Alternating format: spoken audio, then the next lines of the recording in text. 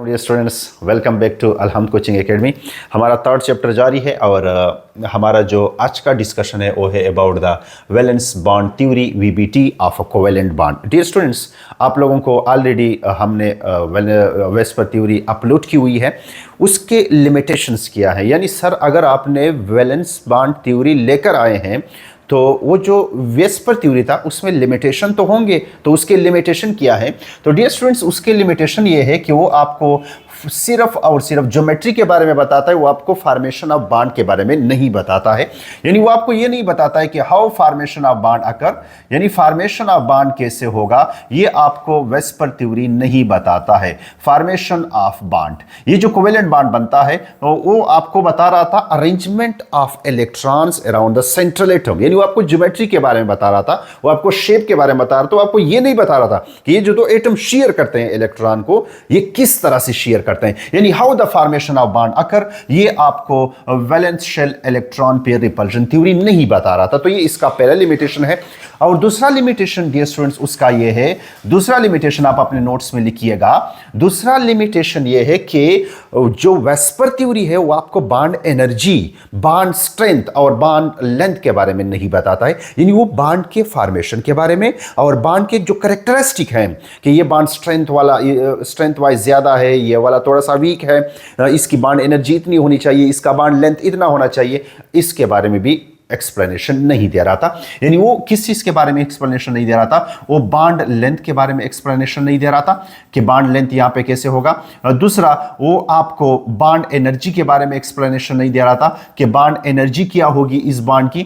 Similarly वो आपको bond के स्टेबिलिटी के बारे में भी कुछ भी इंफॉर्मेशन नहीं दे रहा था कि ये बॉन्ड स्टेबल होगा, ये बॉन्ड अनस्टेबल होगा, इसके बारे में कुछ भी इंफॉर्मेशन नहीं दे रहा था। तो ये दो पॉइंट से बॉन्ड के फॉर्मेशन के बारे में डिस्कशन नहीं होता है, और similarly bond length, bond energy and bond stability के बारे में भी इंफॉर्मेशन नहीं दे रहा था वेस्पर थ्योरी। दैट्स व्हाई ये these are the two limitations of the VSEPR theory. तो इंशाल्लाह आज जो हम पढ़ेंगे वो हमारा क्या होगा, वैलेंस बॉन्ड रिपल थ्योरी, और हमारे पास वीबीटी है ऑफ द कोवेलेंट बॉन्ड। ठीक है, कोवेलेंट बॉन्ड के बारे में डिस्कशन होगा। डियर स्टूडेंट, सबसे पहले इसका इंट्रोडक्शन है, तो इंट्रोडक्शन को तो आप खुद रीड कर लें कि हमारे पास ये किसने सजेस्ट किया था, कब सजेस्ट किया था, और आगे इसको आगे इस पे काम किसने किया था, ये आप खुद इसको नोट कर लें। मैं इसके कंसेप्ट्स के बारे में बात करूंगा। सबसे पहले इन दो साइंटिस्ट ने इसको प्रपोज किया था और फिर इसको आगे डेवलप किया था, तो हमारे पास पॉलिंग जो थे उसने इसमें आगे काम किया था और थ्योरी आगे चलती रही। ठीक, अच्छा, इसका जो it is based upon the wave mechanical treatment of a molecule, wave mechanical treatment of a molecule, ये सबसे पहला पॉइंट हमारे केपी बुक में नहीं है लेकिन हमारे फेडरल के बुक में है। तो ये आपके पास wave mechanical treatment of a molecule, यानी wave mechanical treatment of a molecule से मेरा मतलब ये है कि देखो ये जो इलेक्ट्रॉन है, इलेक्ट्रॉन ऑर्बिटल के अंदर मौजूद है and electron can act as a particle as well as wave. तो डिब्रागले ने इलेक्ट्रॉन के वेव बिहेवियर के बारे में हमें एक फार्मूला भी दिया है जिसके जरिए से हम वेवलेंथ भी मालूम कर सकते हैं। तो ऑर्बिटल और इलेक्ट्रॉन, ऑर्बिटल 3D कंसेप्ट है। तो यहां जो वीबीटी है ना, ये ऑर्बिटल के 3D कंसेप्ट को देखता है, यानी उसके वेव नेचर को देखता है, इलेक्ट्रॉन के वेव नेचर को देखता है।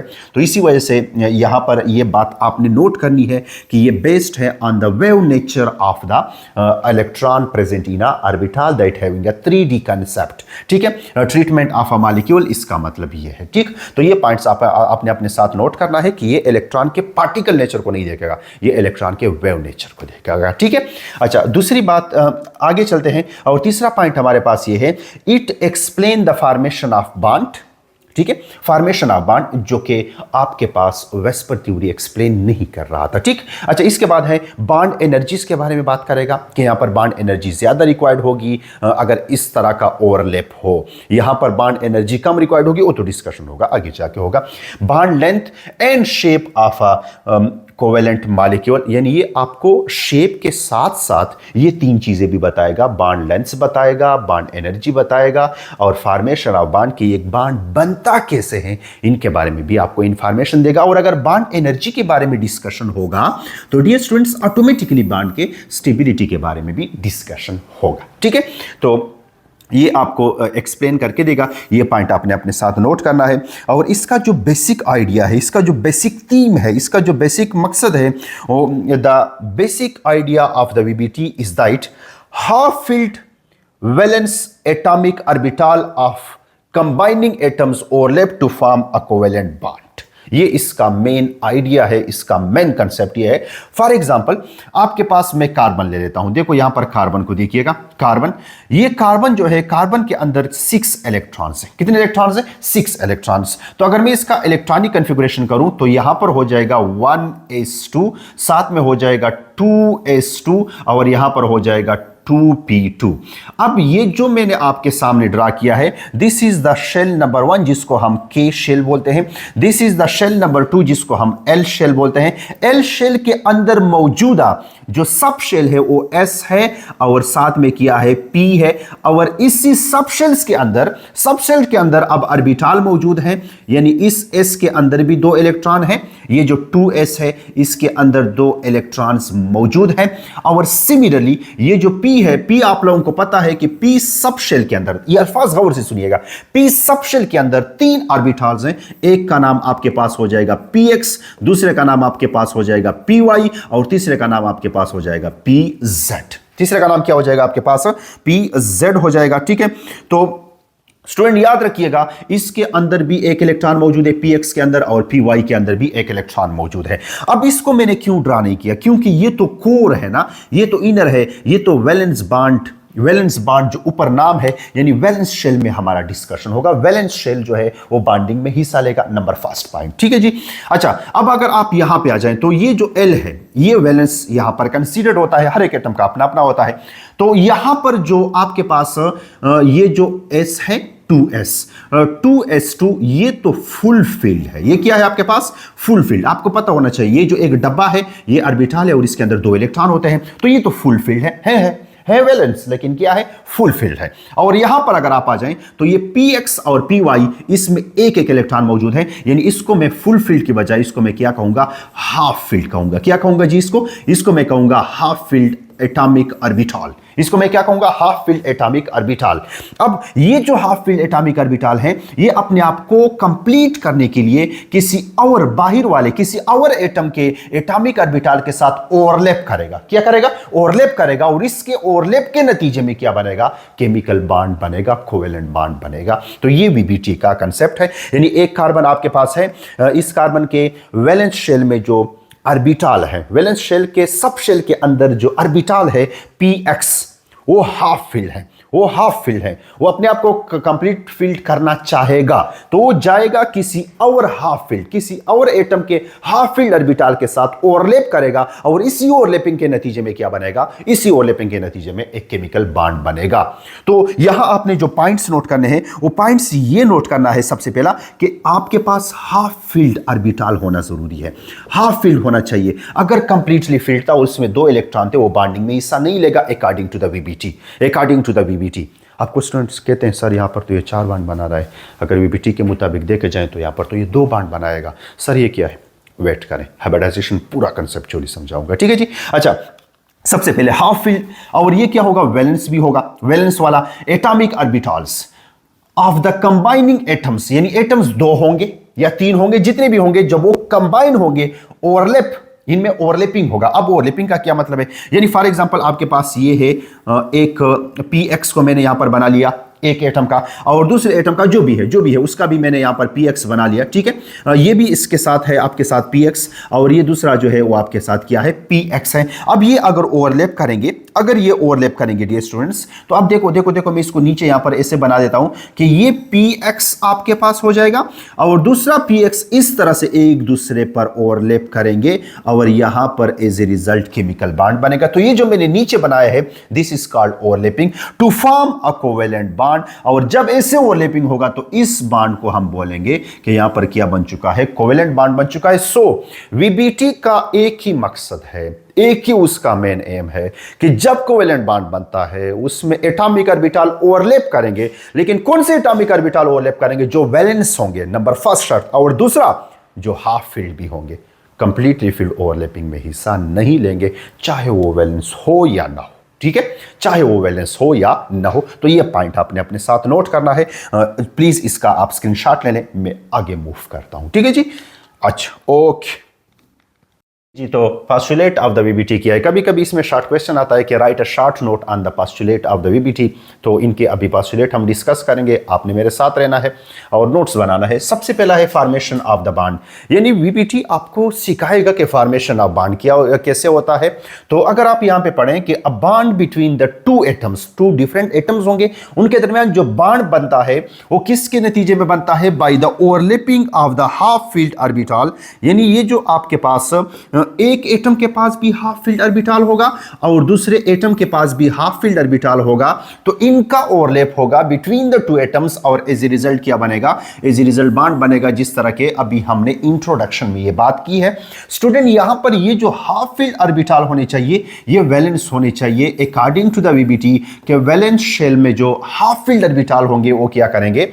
वो आपस में ओवरलैप करेंगे और इस रिजल्ट केमिकल बॉन्ड बनेगा ऑफ द टू एटम्स। अब यहां पर एक और चीज है, the overlapping atomic orbitals retain their identities. For example मैं यहां पे ले लाऊं कार्बन, मैंने कार्बन को ले लिया। अब कार्बन में डियर स्टूडेंट्स आपके पास कार्बन और हाइड्रोजन के पास बॉन्ड बना है, तो मैं कहता हूं कि ये जो कार्बन एटम है, ये जो कार्बन एटम है, इसके पास ये px ऑर्बिटल है, वैलेंस या py है या pz है, इसमें एक इलेक्ट्रॉन यहां पर मौजूद है, ठीक। और सिमिलरली हाइड्रोजन में 1s के अंदर एक इलेक्ट्रॉन होता है और 1s स्फेरिकल होता है, ये सबको पता है। अब ये दोनों आपस में ओवरलैप करेंगे। जब आपस में ये दोनों ओवरलैप करेंगे तो इज रिजल्ट ओवरलैप कुछ इस तरह से होगा। ये देखो px py या pz जो भी आपने लिया है वो यहां आके ओवरलैप करेगा s के साथ, तो ना s ओवरलैप करने के बाद ना s को कोई फर्क पड़ेगा ना p को कोई फर्क पड़ेगा, जस्ट ये ओवरलैप करेंगे और ओवरलैप करने के नतीजे में ये क्या बनाएंगे? केमिकल बॉन्ड बनाएंगे। ओवरलैप करने के बाद ये अपनी आइडेंटिटी लॉस नहीं करेंगे। डियर स्टूडेंट्स, यहां पर एक और बात आप लोगों को बताता चला जाऊं, MOT, इंशाल्लाह MOT भी आपके लिए अपलोड करेंगे और आपको वो भी सिखाएंगे। MOT जो है डियर स्टूडेंट्स, MOT और VBT में एक फर्क है। दोनों जो है वो वेव बेस्ड हैं, जो वेव कंसेप्ट ऑफ द या mechanical concept of the orbital या इलेक्ट्रॉन है उस पे बेस्ड है। लेकिन अकॉर्डिंग टू द MOT सिर्फ वैलेंस वाले नहीं, किसी भी एटम के अंदर मौजूदा जितने भी ऑर्बिटल होते हैं, शायद वो इनर हो, वो आउटर हो, वैलेंस हो, हाफ फील्ड हो, कंप्लीटली फील्ड हो, सब ओवरलैप करेंगे। लेकिन यहां पे एक चीज जरूरी है कि यहां पे सिर्फ और सिर्फ वैलेंस वाले और वो वैलेंस वाले जो हाफ फील्ड हो वो ओवरलैप करेंगे और इस रिजल्ट एक केमिकल बॉन्ड बनेगा। तो ये आपको पता होना चाहिए, MOT और VBT में ये फर्क है। और दूसरा फर्क ये है कि अकॉर्डिंग टू द MOT जब एटॉमिक ऑर्बिटल मिलेंगे तो अपनी आइडेंटिटी लॉस करेंगे। लेकिन अकॉर्डिंग टू द VBT ये जो एटॉमिक ऑर्बिटल आपस में मिले हैं, हाँ ओवरलैप कर गया है, बॉन्ड बना है, लेकिन दे does not loss their identity. जिस तरह S इधर था उसी तरह यहां पर भी S उसी तरह दिख रहा है, ठीक है जी। तो ये है इसका पहला पॉइंट और आप लोगों ने इसको MCQs वगैरह के लिए ये पॉइंट अपने साथ नोट करना है। और VBT और MOT में जस्ट साइड पर लिखें कि ये फर्क है, बाकी इंशाल्लाह जब हम आपको MOT पढ़ाएंगे तो आपको समझ आ जाएगा, ठीक है जी। अच्छा, अब आगे पढ़ते हैं। The two overlapping orbitals must have the electron of opposite spin. Must having the electron of opposite spin, ये हमारा दूसरा पास्टुलेट है। स्टूडेंट, यहां पर मैंने एक गलती की हुई है। गलती क्या की हुई है? ये जो है ये 1s है हाइड्रोजन का और ये px है या py है या pz है, जो भी है ये कार्बन का है, आपस में ओवरलैप किया है, एक केमिकल बॉन्ड बना है। लेकिन अगर आप यहां पर इलेक्ट्रॉन की स्पिन को देखें तो ये भी क्लॉकवाइज हैं और ये भी क्लॉकवाइज हैं, या आप इसको एंटी क्लॉकवाइज बोल दे। लेकिन मेरा कहने का मतलब यह है कि दोनों ऑर्बिटल का इलेक्ट्रॉन स्पिन सेम है। क्या है? सेम है। तो अकॉर्डिंग टू द VBT ये दोनों आपस में केमिकल बॉन्ड नहीं बनाएंगे, केमिकल बॉन्ड आपस में नहीं बनाएंगे। यानी अकॉर्डिंग टू द VBT अगर ये एक px py pz जो भी है कार्बन का, अगर इसमें क्लॉकवाइज ओरिएंटेशन हो रहा हो, क्लॉकवाइज स्पिन हो, तो यहां जो S है इनमें एंटी क्लॉकवाइज स्पिन होना चाहिए, यानी दोनों हाफ फील्ड हैं। आप लोगों को पता है कि ये जो आपके पास एक ऑर्बिटल होता है इनमें दो इलेक्ट्रॉन आते हैं, ठीक। ये जो बॉक्स हम बनाते हैं तो ये एक है और ये आपके पास दूसरा है, दोनों के अंदर एक एक इलेक्ट्रॉन मौजूद है, मींस ये हाफ फील्ड है, ये कंप्लीटली फील्ड होता है और ये हाफ फील्ड है। आप इस हाफ फील्ड को इस तरह से भी रिप्रेजेंट कर सकते हैं, लेकिन मैंने इसको यहां पर S और P के स्टाइल में रिप्रेजेंट किया है। तो ये दोनों आपस में ओवरलैप करेंगे, ये दोनों ओवरलैप नहीं करेंगे, ये मैंने गलती की हुई है। अच्छा, अब यहां पर स्टूडेंट देखिएगा, ये दोनों आपस में ओवरलैप करेंगे, तो जब ओवरलैप करेंगे तो ये दो इलेक्ट्रॉन को शेयर करेंगे और इन दोनों इलेक्ट्रॉन का स्पिन अपोजिट होना चाहिए, तब भी केमिकल बॉन्ड बनेगा। क्यों? अच्छा, यहां पर स्टूडेंट्स इस तरह से है कि आप लोगों को पता है every charge moving body having its own magnetic field, ये आप लोगों को पता है, आप लोगों को पढ़ाया गया है कि every charge moving body having its own magnetic field. अब अगर ये आपके पास क्लॉकवाइज घूम रहा है और इसका मैग्नेटिक मूवमेंट है वो है नॉर्थ, मैंने इसको कंसीडर किया नॉर्थ, बाकी आप लोग फिजिक्स में मालूम करते हैं, राइट हैंड रूल कुछ इस तरह से रूल्स वगैरह से मालूम करते हैं, मैं कंसीडर कर रहा हूं। अगर ये क्लॉकवाइज घूम रहा है तो इसका जो मैग्नेटिक फील्ड प्रोड्यूस हो रहा है वो कितना क्या है, नॉर्थ। और यहां पर अगर ये एंटी क्लॉकवाइज प्रोड्यूस हो रहा है तो इसका अपोजिट होगा, तो वो क्या होगा, साउथ होगा। वो क्या होगा, साउथ। अब आप लोगों को पता है कि इलेक्ट्रॉन अगर एक जगह पे नॉर्थ हो और दूसरी जगह पे क्या हो, साउथ हो, तो ये आपस में अट्रैक्ट करते हैं। आपस में क्या करते हैं, अट्रैक्ट, और नेट मैग्नेटिक मूवमेंट को ये कैंसल आउट कर देते हैं।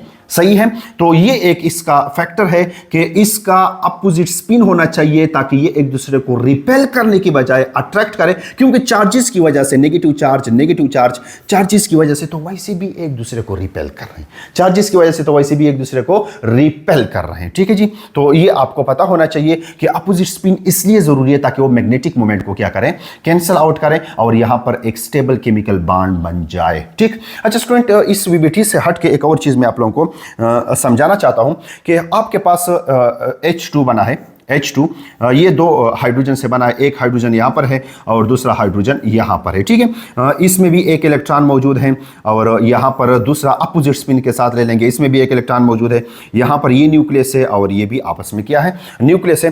तो स्टूडेंट ये आपस में ओवरलैप होंगे तो इस रिजल्ट इस तरह से ओवरलैपिंग होगा। जस्ट आप अपने साथ नोट करें, कुछ बताना पसंद करूंगा कि ये केमिकल बॉन्ड इस तरह से ओवरलैप के नतीजे में कैसे बनता है। अब देखो स्टूडेंट्स, ये एक केमिकल बॉन्ड बना है और H2 बन चुका है। ठीक, H2 बन चुका है। तो अब वो स्टूडेंट के माइंड में एक क्वेश्चन आता है कि सर ये दो इलेक्ट्रॉन, इस इलेक्ट्रॉन पर भी नेगेटिव चार्ज, इस पर भी नेगेटिव चार्ज आपस में रिपेल करेंगे, तो इस रिजल्ट तो अनस्टेबिलिटी आनी चाहिए, क्योंकि केमिस्ट्री में जहां रिपल्शन आता है वहां अनस्टेबिलिटी आती है। लेकिन यहां एक चीज आप याद रखिएगा कि यहां रिपल्शन नहीं, यहां अट्रैक्शन डोमिनेट। कौन डोमिनेट है, अट्रैक्शन। कैसे इस मॉलिक्यूल के अंदर अट्रैक्शन डोमिनेट है, इधर आप जरा सा देखिएगा, ये न्यूक्लियस है और इस पर प्लस चार्ज जबकि इलेक्ट्रॉन पे माइनस चार्ज, यहां इन दोनों के दरमियान सिर्फ एक फोर्स ऑफ अट्रैक्शन हो रहा है।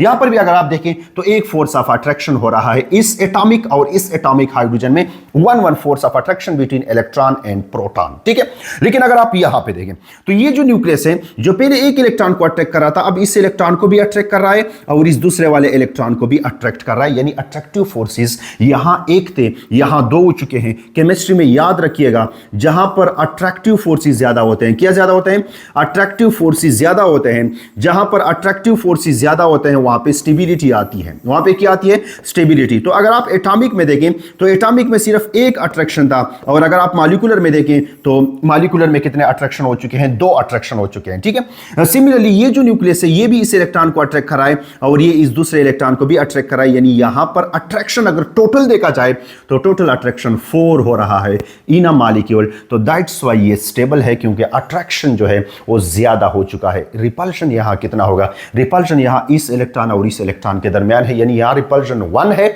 जबकि अट्रैक्शन 4 है। तो जहां जितना ज्यादा अट्रैक्शन होता है उतनी ज्यादा स्टेबिलिटी होती है। That's why a chemical bond is formed by the overlapping of the orbitals, क्योंकि उसमें फिर अट्रैक्शन ज्यादा हो जाता है। ठीक है जी, तो ये आपको जस्ट वीबीटी से हट के मैंने आपको पढ़ा दिया है। और दूसरा point, the two overlapping orbital must have the opposite electron of the opposite spin, क्योंकि मैग्नेटिक मोमेंट फिर वो net magnetic moment cancel out कर देते हैं। अगर सेम स्पिन था तो अगर सेम स्पिन था ना, तो यहां अगर नॉर्थ प्रोड्यूस हो रहा है तो यहां भी नॉर्थ प्रोड्यूस होगा, then they will repel each other, और रिपल्शन के नतीजे में वैसे भी चार्ज की वजह से रिपेल कर रहे हैं तो फिर मैग्नेटिक मूवमेंट की वजह से भी रिपेल करेंगे, जो कि अनस्टेबिलिटी आएगी। ठीक है, तो ये पॉइंट आपने अपने साथ नोट करना है। चलो इसका स्क्रीनशॉट जरा सा ले लीजिएगा, फिर थर्ड पॉइंट पे चलते हैं।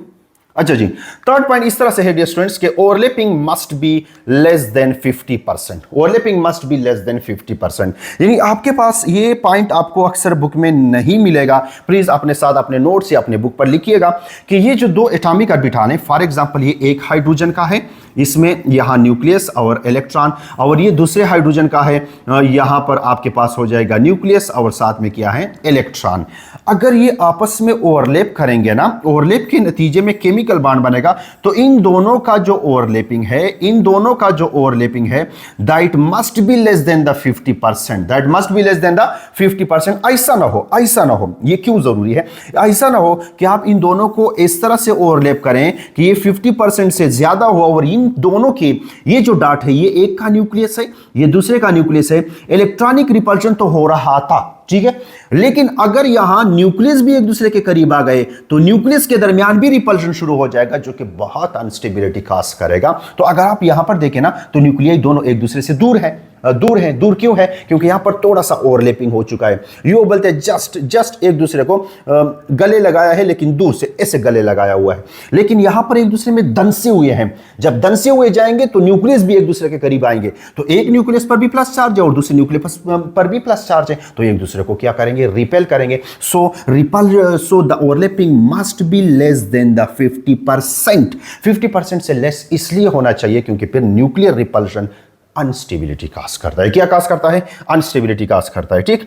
अच्छा, अब अगले पॉइंट पे चलते हैं। अगला पॉइंट हमारे पास इस तरह से है कि the number of the bond formed by an atom is equal to the number of the unpaired electron present in the valence shell of the atom। इसका मतलब क्या है स्टूडेंट? मैं एक एग्जांपल ले रहा हूं और वो एग्जांपल ये है कि आपके पास यहां पर नाइट्रोजन है, नाइट्रोजन में 7 इलेक्ट्रॉन्स हैं। कितने इलेक्ट्रॉन्स हैं? 7। अब मैं इसका इलेक्ट्रॉनिक कन्फिगरेशन करता हूं, तो यहां पर इलेक्ट्रॉनिक कन्फिगरेशन हो जाएगा 1s2, साथ में हो जाएगा 2s2 और यहां पर हो जाएगा 2p3, ठीक है। ये इलेक्ट्रॉनिक कन्फिगरेशन हुआ, किसका हुआ? नाइट्रोजन का। अगर आप यहां पे देखें तो ये के शेल है, इसको हम इनर शेल बोलते हैं या कोर शेल बोलते हैं, और यहां पर अगर आप देखें तो ये आपके पास एल शेल है और इसको हम वैलेंस शेल बोलते हैं। अब मैं आपके सामने इसका बना देता हूं ऑर्बिटल। ये जो 2s हैं, 2s में 2 इलेक्ट्रॉन मौजूद हैं, ये हाफ फील्ड नहीं है, ये कंप्लीटली फील्ड है, ये बॉन्डिंग में हिस्सा नहीं लेगा, ठीक। तो 2s को मैंने यहां पर इस तरह से बना लिया। अब मैं चलता हूं, मैं यहां पर 2p को बनाता हूं। तो p आप लोगों को पता है कि इसके अंदर 3 ऑर्बिटल होते हैं, एक का नाम px हो जाएगा, दूसरे का नाम py हो जाएगा और तीसरे का नाम 2pz हो जाएगा, 2pz हो जाएगा। अब इनमें ये 3 इलेक्ट्रॉन डिस्ट्रीब्यूट करने हैं, तो px में भी एक है, py में भी एक है और pz में भी एक है। तो अगर आप यहां पे देखिए तो ये जो नाइट्रोजन है, इसके वैलेंस शेल में जो इलेक्ट्रॉन हैं वो कितने मौजूद हैं? अनपेयर्ड, 1 2 3। तो अगर 3 अनपेयर्ड इलेक्ट्रॉन मौजूद हैं तो यहां से मैं कंफर्म बता सकता हूं कि 3 बॉन्ड बनाएगा नाइट्रोजन। नाइट्रोजन कितने बॉन्ड बनाएगा? 3 अकॉर्डिंग टू द वीबीटी। अभी कभी कभी क्वेश्चन करते हैं स्टूडेंट के सर, ये जो कार्बन है, कार्बन के आखिरी शेल में अगर आप देखें तो यहां पर हो जाएगा 1s2, फिर हो जाएगा 2s2 और फिर हो जाएगा 2p2। तो अगर आप यहां पे ड्रा करें तो यहां हो जाएगा 2 इलेक्ट्रॉन फुल फील्ड और px, py और pz में, यानी इसमें दो इलेक्ट्रॉन है, तो एक px में आ जाएगा, दूसरा py में आ जाएगा और तीसरा pz में आ जाएगा। तो अक्सर स्टूडेंट सवाल करते हैं कि सर यहां पर तो 2 बॉन्ड कार्बन को बनानी चाहिए, लेकिन कार्बन 4 बॉन्ड क्यों बनाता है?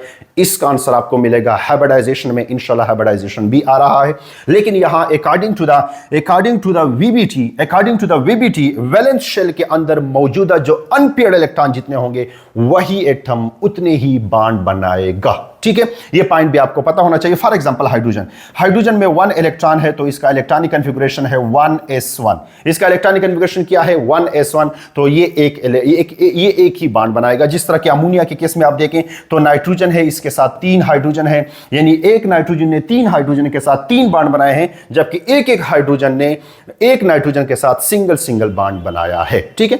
तो ये अगला पॉइंट है, आपने अपने साथ नोट करना है। अब आगे पढ़ते हैं और आगे हमारे पास क्या हो जाएगा? 5th number point. और वो 5th नंबर पॉइंट ये है कि if only 2 orbitals overlap a single bond is formed in the additional orbitals of the atoms overlapping the multiple bond formation occurs, ठीक है। यानी अगर आपके पास एक एटम है, फॉर एग्जांपल ये कार्बन है और ये यहां पर दूसरा कार्बन हो गया, ठीक है। ये कार्बन और कार्बन आपके पास हो गए हैं। तो अब देखो, इस कार्बन के पास एक एटॉमिक ऑर्बिटल है जो कि हाफ फील्ड है, सिंगल एटॉमिक ऑर्बिटल है, और यहां पर भी एक एटॉमिक ऑर्बिटल है, सिंगल एटॉमिक ऑर्बिटल है।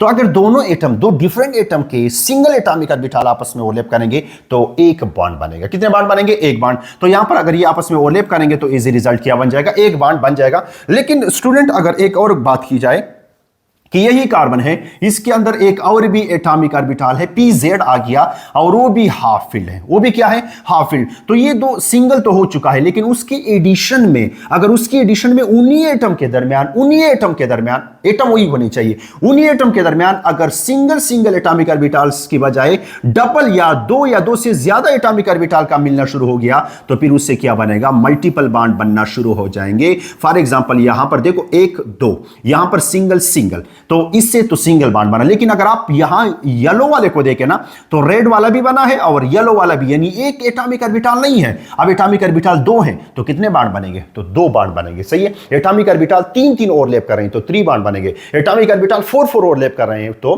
कितने बनेंगे आपके पास, 4 बॉन्ड बनेंगे। अच्छा, यहां पर एक चीज याद रखिएगा कि ये जो केमिकल बॉन्ड बना है, सिंगल केमिकल बॉन्ड, ये 2 एटॉमिक ऑर्बिटल डिफरेंट एटम के ओवरलैप से बना है।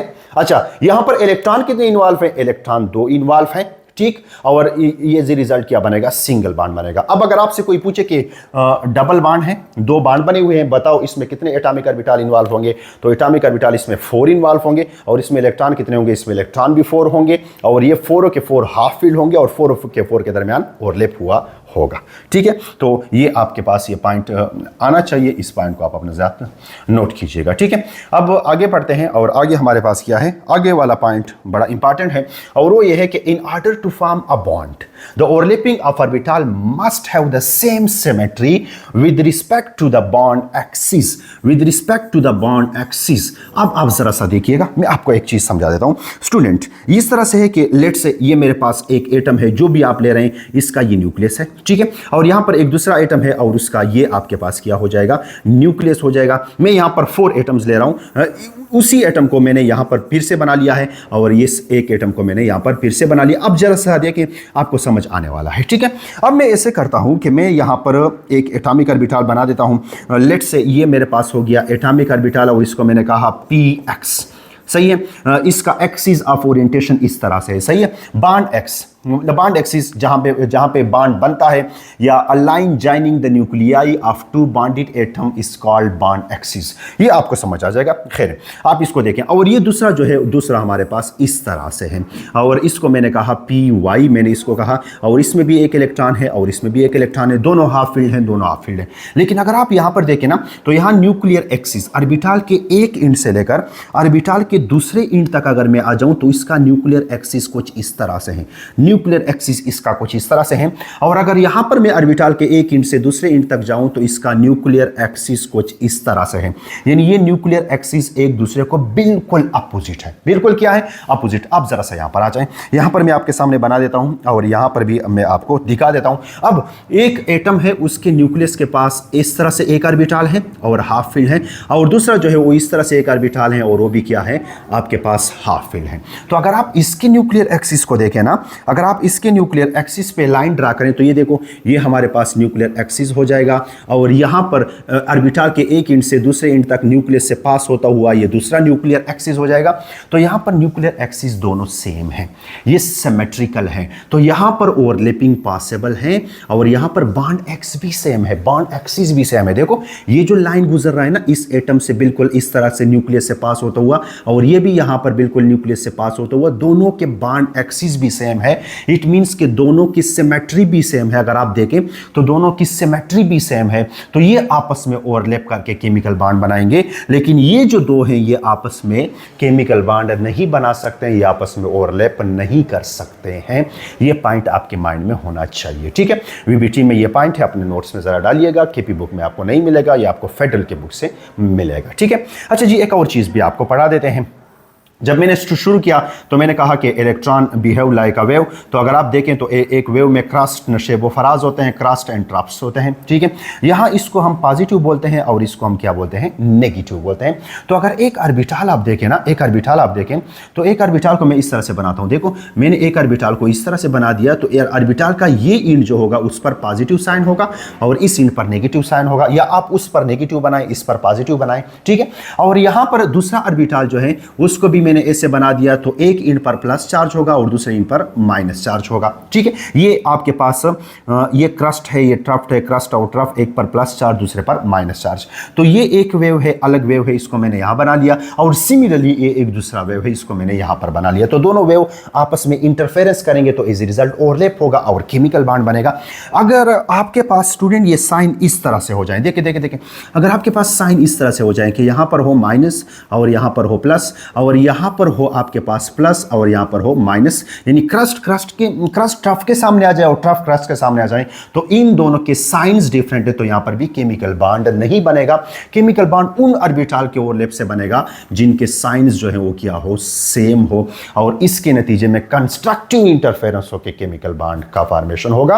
अगर यहां ये एक दूसरे के साथ इंटरफेरेंस करेंगे तो ये डिस्ट्रक्टिव इंटरफेरेंस होगा, और डिस्ट्रक्टिव इंटरफेरेंस के नतीजे में एनर्जी ज्यादा होती है तो केमिकल बॉन्ड नहीं बनेगा, जबकि कंस्ट्रक्टिव इंटरफेरेंस के नतीजे में एनर्जी कम होती है तो केमिकल बॉन्ड बनेगा। ठीक है, ये भी आपने अपने साथ नोट करना है, प्लीज़ इसको अपने नोट्स में बनाइएगा। बस बाकी वीबीटी के एप्लीकेशन जो पास्टुलेट है इंशाल्लाह वो ख़त्म होने को है, इसको अपने साथ बनाइएगा, इसको अपने नोट्स में लिखिएगा और अपना कंसेप्ट क्लियर कीजिएगा। ठीक है, चलो जी आगे बढ़ते हैं। सही है, आगे इस तरह से है डियर स्टूडेंट्स के in overlapping of orbital energy is released. Okay okay okay, जब ओवरलैपिंग ऑफ ऑर्बिटल होता है ना तो उसमें अट्रैक्शन ज्यादा होता है, जिस तरह के अभी मैंने हाइड्रोजन के केस में बता दिया है। तो जब ओवरलैपिंग ऑफ ऑर्बिटल होगा तो एनर्जी रिलीज होगी, जहां एनर्जी रिलीज होती है वहां स्टेबिलिटी आती है। ठीक, अब ये एनर्जी रिलीज किस तरह से होगी? The greater the overlapping of orbital between the greater the overlapping between the orbitals the greater is the energy released and stronger will be the bond form. ठीक है, अब देखें आपके पास एक वर्ड यूज होता है एक्सटेंट ऑफ ओवरलैपिंग। क्या word use होता है? Extent of overlapping. Extent of overlapping का क्या मतलब है? एक्सटेंट ऑफ ओवरलैपिंग का मतलब यह है कि क्या ये ओवरलैपिंग ज्यादा हो चुका है या कम हो चुका है। फॉर एग्जांपल मैं यहां पर बना देता हूं, देखो देखो देखो, आपने इसको इस तरह से देखना है। देखिएगा, फॉर एग्जांपल मेरे पास ये एक कार्बन है, ये दूसरा कार्बन है, इसके पास एक तो ये हो गए atomic orbital, half field atomic orbital, और ये हो गए हाफ फील्ड एटॉमिक ऑर्बिटल। तो अगर आप इसको देखें तो इस पर भी एक इलेक्ट्रॉन और यहां पर एक इलेक्ट्रॉन अपोजिट स्पिन में, तो ये जो दोनों है ना ये आपस में ओवरलैप करेंगे और इसका एक्सटेंट ऑफ ओवरलैप काफी ज्यादा होगा, क्योंकि ये एक दूसरे के बिल्कुल हेड टू हेड ओवरलैप करेंगे और एक दूसरे में दंस जाएंगे। लेकिन इसी कार्बन के पास, जिसके पास ऑलरेडी एक बॉन्ड बन चुका है, सिग्मा हो पाई हो तो आपको सिखाएंगे, एक बॉन्ड बन चुका है और इनका अभी ये जो एटॉमिक ऑर्बिटल्स हैं, ये जो येलो में मैंने बनाए हैं, ये इसके बाद ओवरलैप करेंगे तो इनका ओवरलैप उतना अच्छा नहीं होगा जितना ये पहले का ओवरलैप हो चुका है। हाँ, ये साइड वाइज ऐसे ओवरलैप कर लेंगे, इलेक्ट्रॉनिक डेंसिटी शेयर कर लेंगे, लेकिन उतना एक्सटेंट ऑफ ओवरलैप, यानी ब्लू का एक्सटेंट, येलो का एक्सटेंट ऑफ ओवरलैप कम है, जबकि ये ब्लू का एक्सटेंट ऑफ ओवरलैप ज्यादा है। तो ब्लू वाला जिसका एक्सटेंट ऑफ ओवरलैपिंग ज्यादा होगा वो बॉन्ड जो बनेगा वो बॉन्ड बनेगा स्टेबल, और जो बॉन्ड स्टेबल बनता है उस बॉन्ड की जो एनर्जी रिलीज होगी वो एनर्जी ज्यादा रिलीज होगी, more energy will be released.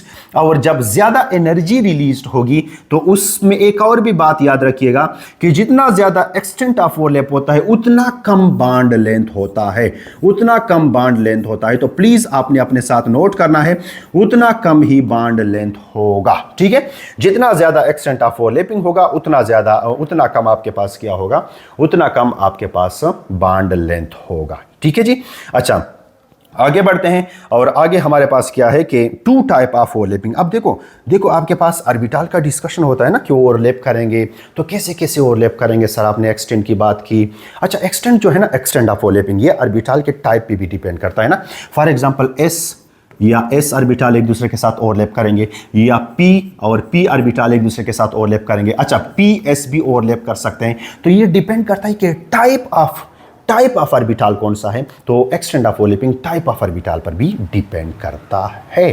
ठीक है जी, अच्छा there are two type of the, यानी दो तरह का ओवरलैपिंग पॉसिबल है, वो मैंने यहाँ पर नोट किया है, आप अपने नोट्स में डालिएगा। एक्सियल ओवरलैपिंग यानी हेड ऑन ओवरलैपिंग, और इसके नतीजे में सिग्मा बॉन्ड बनेगा, यानी वीबीटी आपको सिखाएगा व्हाट इज सिग्मा बॉन्ड।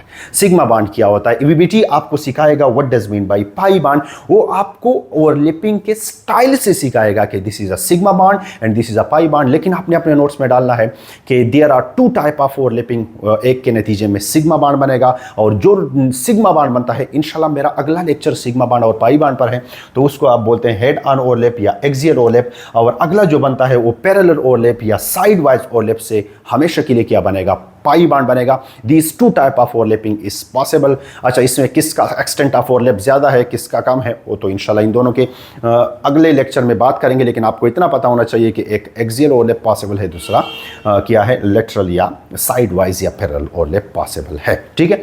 अच्छा, अगला जो आखिरी पॉइंट है, under the valence bond theory the mutual sharing of electron between the atoms occur in a two ways. As a result two type of bond is form. These covalent bond में भी sigma bond, में भी आपके पास pi bond. इंशाल्लाह अगला मेरा lecture है what is the difference between sigma and pi bond. आपको इतना पता होना चाहिए, वीबीटी आपको सिग्मा और पाई बॉन्ड सिखाएगा।